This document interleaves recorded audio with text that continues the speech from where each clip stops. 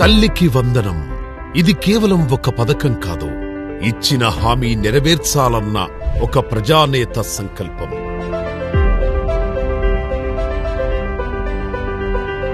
ఎన్ని ఆర్థిక ఇబ్బందులు ఉన్నా ఒక్క రోజులో ఒక పథకానికి 10,091 కోట్లు, ఏకంగా 67,27,164 మంది లబ్ధిదారులు.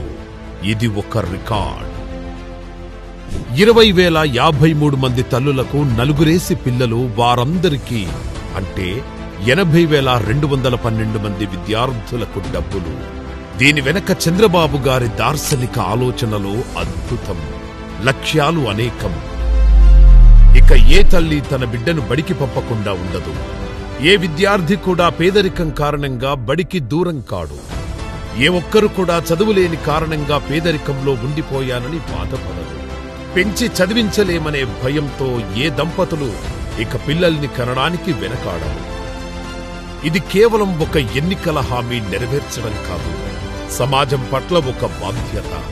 ఒక్కరిని కూడా వదలకుండా పిల్లలందరినీ బడికి పంపే బాధ్యత. పిల్లలను చదివించడానికి తల్లిదండ్రుల్లో ఉత్సాహం కలిగించే బాధ్యత. అందరూ చదువుకొని పేదరికం నుండి బయటపడేలా చేసే బాధ్యత. పిల్లల్ని కంటే ఆర్థిక ఇబ్బందులు వస్తాయనే భయం నుంచి దంపతులను బయటపడేసే బాధ్యత. అందుకే ఇది కేవలం ఒక హామీ నెరవేర్చడం కాదు, ఇది ఒక సామాజిక విప్లవం.